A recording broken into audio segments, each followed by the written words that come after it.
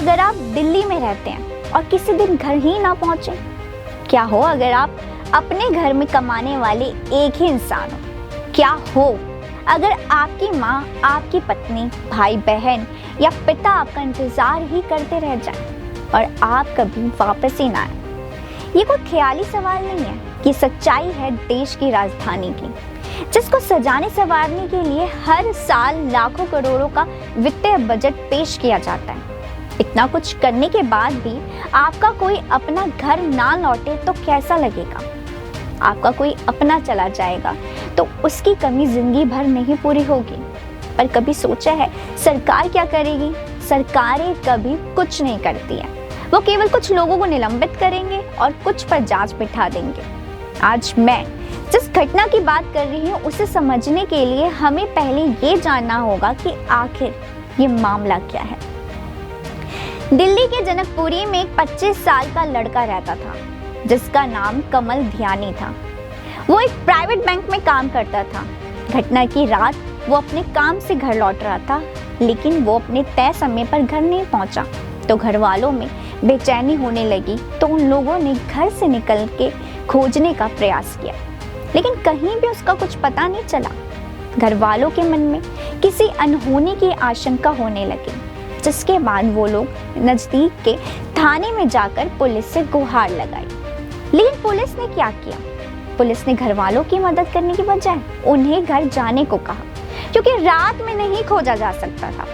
मृतक के भाई का दावा है कि वो अपने भाई की खोज के लिए रात भर में 6 थाने गए, लेकिन किसी ने भी उसकी मदद नहीं की।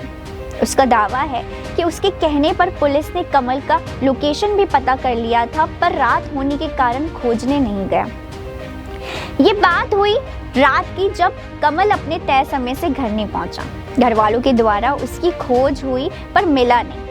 अगली सुबह घर वालों को पुलिस की तरफ से कॉल आया कि एक्सीडेंट में कमल की मौत हो गई है।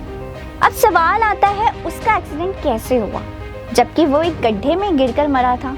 जिस गड्ढे में गिरकर कमल की मौत हुई थी वो कोई आम गड्ढा नहीं था, बल्कि शासन तंत्र के द्वारा खोदा गया डेथ वेल था।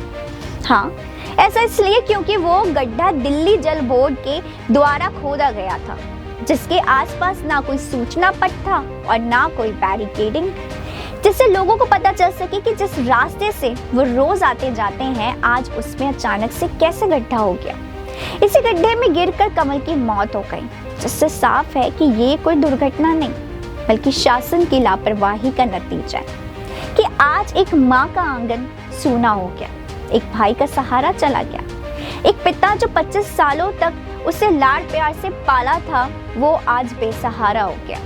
ये कोई एक दिन की घटना नहीं है जिस दुर्घटना बोल के टाल दिया जाए, बल्कि इससे पहले भी शासन तंत्र की लापरवाही के कारण कई लोग अपनी जान गंवा चुके हैं। कुछ दिन पहले ही ग्रेटर नोएडा में युवराज की मौत हुई थी, लेकिन तब भी सरकार ऐसी लापरवाही करने वालों के खिलाफ कोई ठोस कदम नहीं उठाती है। इसी बीच दिल्ली पुलिस के डीसीपी का बयान सामने आया।